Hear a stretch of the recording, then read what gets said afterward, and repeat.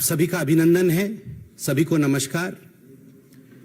बंगाल में पंचायत चुनाव के नतीजों का गणना चल रहा है और स्वाभाविक रूप से जहां तक बंगाल का स्वभाव है,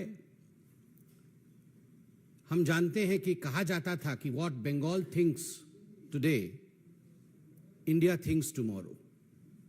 जिस भूमि से कभी वंदे मातरम के शब्द उपजे थे, आज बड़े दुख के साथ कहना पड़ रहा है कि आज उसी भूमि में थैंक्स टू टीएमसी जिस प्रकार की हिंसा हो रही है वो अपने आप में अप्रत्याशित है। इससे पहले कभी इस प्रकार की हिंसा न हमने कभी देखा था, न किसी चुनाव में सुना था। चुनाव और हिंसा आज बंगाल में पर्यायवाची शब्द बने हुए हैं और बंगाल में ये कोई पहली बार हो रहा हो ऐसा विषय भी नहीं है। इस बार के पंचायत के चुनाव जो कि अभी 8 जुलाई को संपन्न हुए, आज काउंटिंग चल रहा है। आज अखबारों में हर जगह ये खबर छपी है कि लगभग 45 लोग आज तक, जब से नॉमिनेशन आरंभ हुआ है और काउंटिंग अभी चल रहा है, लगभग 45 लोगों की हत्या की जा चुकी है। 45 people have died as of today as far as the panchayat elections of 2023 in West Bengal is concerned. आप याद करिए, इससे पहले के असेंबली चुनाव 2021 में लगभग 52 लोगों की, 52 लोगों की हत्या हुई थी। 52 people had died in the assembly elections during Bengal. 2018 के पंचायत के चुनाव में 23 लोगों की हत्या हुई थी, चुनावी हत्या। और उससे पहले 2013 के बंगाल के पंचायत के चुनाव में 15 लोगों की हत्या हुई थी। 2013 में 15 लोग, 2018 में 23 लोग और 2023 जो वर्तमान का पंचायत चुनाव चल रहा है उसमें 45 लोगों की हत्या। उत्तरोत्तर दिन प्रतिदिन लोकतंत्र किस प्रकार दम तोड़ रहा है बंगाल में, यह आपके सामने पेश है, संख्यावत पेश है। बंधुगण, केवल हत्याएं नहीं, आप अगर अखबार पढ़ेंगे तो जिन शब्दों का प्रयोग सर्वाधिक किया गया है बंगाल के पंचायत के चुनावों को लेकर, वो शब्द है फायरिंग, गोलीबारी, बॉम्बिंग, बमबारी, बोगस वोटिंग, रिगिंग, मतपेटियों का जलाना, मतपेटियों को फेंकना। कोई तालाब में फेंक रहा है मतपेटियों को, तो कोई वोट रिगिंग करके किस प्रकार से जीता जा सकता है, टीएमसी उस प्रयत्न में, उस यत्न में लगी है। जिस डेमोक्रेसी में, जिस लोकतंत्र में फायरिंग, बॉम्बिंग, हत्या, रिगिंग ऐसे शब्दों का प्रयोग होता है, उस लोकतंत्र का क्या वजूद है, आप जरा सोच के देखिए। बंधुगण, आप सभी जानते हैं कि जहां तक भारतीय जनता पार्टी का सवाल है, हमने लगभग 6000 पोलिंग बूथों पे रीपोलिंग का डिमांड किया था। इस कदर एक बायसनेस के साथ ये पोलिंग हुई है। आप सबने सुना था सुप्रीम कोर्ट और हाई कोर्ट ने क्या कहा था। सुप्रीम कोर्ट ने ताकीद किया था राज्य सरकार को कि आप सही तरीके से तटस्थ होकर केंद्रीय बल के साथ, सेंट्रल फोर्सेस के साथ चुनाव कराइए। सेंट्रल फोर्सेस तो गई, मगर डिप्लॉयमेंट जो सेंट्रल फोर्सेस के हुए उनका ठीक तरह से डिप्लॉयमेंट राज्य की सरकार ने नहीं किया। जो सेंसिटिव बूथ होती है उनकी संख्या छुपाई गई, सेंसिटिव बूथ का डाटा दिया नहीं गया। सेंट्रल फोर्सेस के होने के बावजूद 45 लोगों की हत्या, यह दिखाता है कि राज्य सरकार किस प्रकार से एक प्रायोजित रूप से इन हत्याओं को अंजाम दे रही थी। यह एक स्टेट स्पॉन्सर्ड मर्डर है। ये जितने लोग मारे गए हैं यह प्रायोजित है। This is not accidental, this is state sponsored murder of democracy in West Bengal. और केवल राजनीतिक पार्टी ही स्पॉन्सर कर रही है ऐसा नहीं है। इंस्टीट्यूशनलाइजेशन, संस्थागत मर्डर है, अर्थात इसमें पुलिस प्रशासन से लेकर जो डिस्ट्रिक्ट अधिकारी होते हैं और जो प्रशासनिक अधिकारी होते हैं वह सब सम्मिलित हैं। एक तरह से सबके मिली भगत से ये स्टेट स्पॉन्सर्ड इंस्टीट्यूशनलाइज्ड मर्डर आज वेस्ट बंगाल में हो रहा है।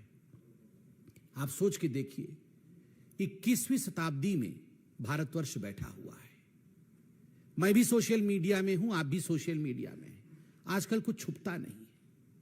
जब हम सोशल मीडिया और फेसबुक में देखते हैं एक के ऊपर एक लद करके डेड बॉडियों को ट्रक से या बस से उतारा जा रहा है और स्ट्रेचर्स में डाला जा रहा है, किसी के हाथ मुड़े हुए हैं, किसी के पांव मुड़े हुए हैं, और ये किसी एक्सीडेंट का सीन नहीं है, ये कोई दुर्घटना का दृश्य नहीं है, ये मर्डर है, ब्लेटेंट मर्डर। दिन दहाड़े हत्या की गई है केवल इसलिए क्योंकि आप टीएमसी को वोट नहीं कर रहे। और ये कोई केवल भारतीय जनता पार्टी के कार्यकर्ताओं का मर्डर नहीं है, इसमें कांग्रेसी भी हैं, इसमें कम्युनिस्ट पार्टी के लोग भी हैं, इसमें बाकी पार्टी के लोग भी हैं, ऐसे लोग भी हैं जिनका राजनीति से कोई लेना देना नहीं है, वो केवल वोटिंग करने जा रहे हैं। ऐसे लोगों की हत्या हुई है। जब इस प्रकार का दृश्य सोशल मीडिया और फेसबुक में हम देखते हैं तो मैं कई बार सोचता हूं कि अगर यही दृश्य कोई भाजपा शासित राज्य से आ रहा होता तो हाहाकार मच गया होता। ये सारे नेता, ये जो हाथ पकड़ पकड़ के कभी बेंगलुरु में खड़े होते हैं तो कभी किसी और राज्य में खड़े होते हैं, महागठबंधन का दृश्य दिखाते हैं। कहां है वे सारे नेता? कहां है लालू प्रसाद यादव? कहां है नीतीश जी? कहां है वो मोहब्बत की दुकान खोलने वाले राहुल गांधी? कहां है ये सारे महागठबंधन के नेता? एक के मुंह से एक शब्द नहीं निकला है, एक शब्द नहीं निकला है। राहुल जी कहां है आपका? आपकी मोहब्बत की दुकान का कोई जिक्र नहीं है। आप तो पूरे हिंदुस्तान में मोहब्बत की दुकान खोलना चाहते थे। मैं बताता हूं राहुल जी, आप आज मोहब्बत की दुकान के विषय में बात इसलिए नहीं कर रहे हैं क्योंकि आपके आकांक्षाओं का मेगा मॉल खुला हुआ है। The mega mall of your ambition. You want to become the ruler of this country by hook और बाय क्रुक। कैसे भी मैं सत्तासीन हो जाऊं, मैं सत्तारूढ़ हो जाऊं, और अगर हमारे लोग हत्या कर भी रहे हैं तो कोई बात नहीं है, वहां मोहब्बत की दुकान की आवश्यकता नहीं है। ये मोहब्बत की दुकान और मोहब्बत की दुकान की फरमान ये केवल उन्हीं जगह आवश्यक है जहां मोदी जी पे और भारतीय जनता पार्टी पे प्रहार किया जा सकता है। कोई बात नहीं अगर कांग्रेस का कार्यकर्ता भी टीएमसी के लोगों द्वारा उसकी हत्या कर दी जाए और कांग्रेस के नेता खुद बंगाल में कहे कि हमारे कार्यकर्ताओं की हत्या हुई है, उस पे भी राहुल गांधी और कांग्रेस के शीर्ष नेतृत्व की चुप्पी यह दर्शाता है कि इन लोगों का एम्बिशन कितना बड़ा है।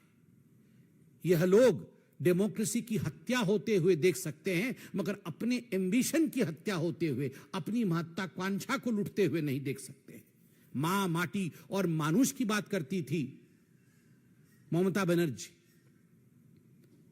मां आज बिलख रही है, रो रही है, माटी आज रक्त रंजित है, मानुष की आज हत्या हो चुकी है। और ममता जी माफ करिएगा अगर मैं कहूं कि निर्मम बंदोपाध्याय जी ये सब मूक दर्शक बन के देख रही है तो ये अतिशयोक्ति नहीं होगी। ये निर्ममता है, ये ममता नहीं है। ये डायमंड हार्बर मॉडल है। डायमंड हार्बर जहां से अभिषेक बनर्जी लड़ते हैं, उनकी कॉन्स्टिट्यूएंसी है भाईपुओं की, और जिस प्रकार से वहां दादागिरी की राजनीति चल रही है, वहां counting agent Bharatiya Janata party और दूसरे पार्टी के काउंटिंग एजेंटों को छोड़ा तक नहीं जा रहा है। ये चारों ओर बंगाल में ये चल रहा है। काउंटिंग एजेंट अगर टीएमसी का नहीं है तो 2 किलोमीटर पहले उसे रोका जाता है। जिस दिन नॉमिनेशन भरने जाता है किसी और पार्टी का कार्यकर्ता, पहले उसे मारा जाता है, डराया जाता है, धमकाया जाता है। फिर भी अगर नॉमिनेशन भर देता है तो उसके लोगों की हत्या की जाती है। फिर भी अगर इलेक्शन हो जाता है तो काउंटिंग डे के दिन काउंटिंग एजेंट को वहां घुसने नहीं दिया जाता है। रिगिंग करने की कोशिश होती है, बम फेंकने की कोशिश होती है, और उसके बाद भी अगर हो जाता है तो किस कदर वहां दंगा की जाती है कि आज हेमंत बिश्व शर्मा जी ने भी ट्वीट करके बताया है कि कई हजार लोग बंगाल छोड़ के आज शरण में हैं आसाम में। यह लोकतंत्र है, यह लोकतंत्र है ममता दी। ममता जी, आपको उत्तर देना होगा, क्या यह लोकतंत्र है कि एक राज्य के लोग चुनावी गणना के दिन राज्य छोड़ करके दूसरे राज्य में वो शरण लेते हैं? और यह पहली बार नहीं हो रहा है, असेंबली के चुनाव में भी ठीक इसी प्रकार हुआ था। বাংলার গণতন্ত্র রক্ত স্নাত, এখানে ভোট হলে মানুষের প্রাণ চলে যায়, এখানে নিয়ম কানুনের কোনো বলয় নেই। মুখ্যমন্ত্রী নির্মম বন্দ্যোপাধ্যায় ও তার পরিষদদার সরকারি আইনকে ক্ষমতা টিকে থাকার মেশিনারি বানাইছেন। আমি এই ব্যবস্থার তীব্র নিন্দা করি। भारतीय जनता पार्टी इस पूरे व्यवस्था की, जिस प्रकार से हिंसा हो रही है, जिस प्रकार से लोकतंत्र की हत्या हो रही है, उसकी तीव्र निंदा करती है। धन्यवाद। कोई प्रश्न हो तो अवश्य पूछें। सर, मेरा सवाल है कि विधानसभा चुनाव के पहले से लगातार वहां हिंसा जारी है। मेरे हिसाब से कभी हिंसा वहां थमी नहीं। संविधान इस देश में उसके अंदर कुछ व्यवस्था भी है, तो आखिर क्यों केंद्र सरकार किस बात का इंतजार कर रही है? आपने खुद आंकड़ा दिया कि कितने सैकड़ों लोग मारे जा चुके हैं। देखिए, जहां तक भारतीय जनता पार्टी का विषय है, मैं उसका विषय रखता हूं। केंद्र सरकार के विषय में सरकार के प्रवक्ता अपने विषय को अवश्य रखेंगे। भारतीय जनता पार्टी ने एक कमेटी बनाई है, 4 दलीय कमेटी है, और यह कमेटी वहां पर हिंसा को पढ़ने, उसके विषय में जानने के लिए, उसके विषय को स्थापित करने के लिए गई है। केंद्र सरकार भी, हमने देखा है न्यूज के माध्यम से, गृह मंत्रालय ने रिपोर्ट भी मांगी है। तो स्वाभाविक रूप से इन सब विषयों का आंकलन करने के बाद जो भी उचित कदम होगा सरकार व पार्टी उठाएगी। कोर्ट में भी विषय गया हुआ है, इसके विषय में भी आप जानते हैं।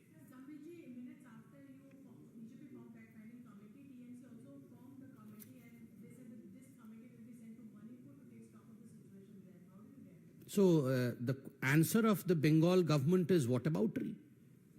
वहां भी हुआ है तो यहां भी होगा, क्या ये उत्तर है? 52 लोगों का मर जाना असेंबली इलेक्शन में, 45 लोगों की मृत्यु पंचायत के इस बार के चुनाव में, शर्म से जहां हम सबको सर झुका लेना चाहिए, वहां वॉटअबाउटरी हो रही है कि वहां भी हुआ था तो क्या हो गया, यहां भी होगा। मुझे लगता है ये बहुत शर्मनाक स्टेटमेंट है बंगाल के टीएमसी पार्टी द्वारा। उनको क्षमा मांगनी चाहिए। Yes ma'am.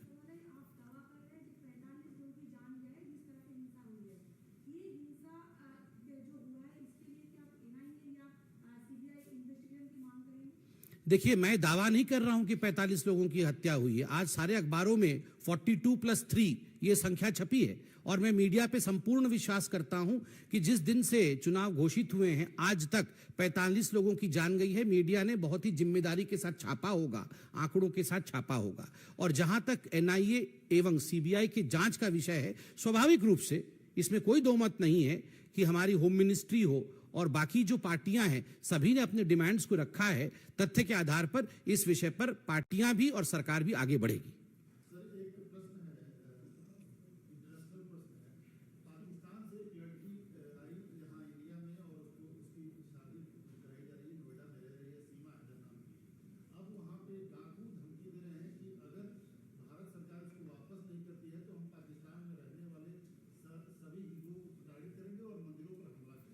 देखिए, मैंने इस न्यूज़ में इससे अनभिज्ञ हूं अभी। मुझे लगता है पूरी जानकारी के बाद ही मुझे इस पे कमेंट करना चाहिए।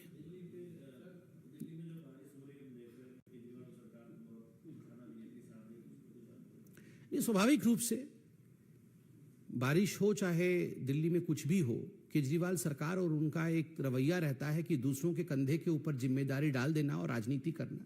मुझे लगता है आज पूरे देश में जिस प्रकार से बारिश का प्रकोप है, हम टीवी के माध्यम से और बाकी माध्यमों से देख रहे हैं, ये संवेदनशील विषय है। लोगों के घर बह जाने, लोगों का जान चला जाना, ये राजनीति का विषय कदाचित नहीं है। सभी सरकारें, चाहे किसी भी पार्टी की हो, एकजुट होकर इस पर काम करना चाहिए। जिस प्रकार की ओछी राजनीति मैं देख रहा हूं, ट्विटर के माध्यम से भी कुछ लोग दोषारोपण करने का काम दिल्ली में बैठ के कर रहे हैं। मुझे लगता है कि जब चुनाव लड़ते हैं और कहते हैं कि जिम्मेदारी मेरी है, जब एडवर्टाइजमेंट पे करोड़ों खर्च करते हैं, तो जिम्मेदारी लेने पर भी तनिक सी जमीर खर्च करनी चाहिए। थोड़ा सा करोड़ों खर्च जब एडवर्टाइजमेंट में है, तो थोड़ा सा खर्च जमीर पे भी होना चाहिए।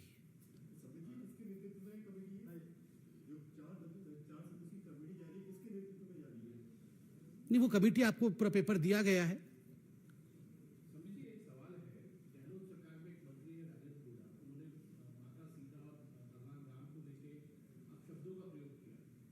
देखिए, बड़ा दुखद विषय है जिस प्रकार के शब्दों का प्रयोग राजेंद्र जी, जो कि मंत्री हैं गहलोत जी की सरकार में राजस्थान में, उन्होंने मां सीता के लिए और भगवान राम के लिए किया है, ये अपने आप में बहुत चिंताजनक विषय है।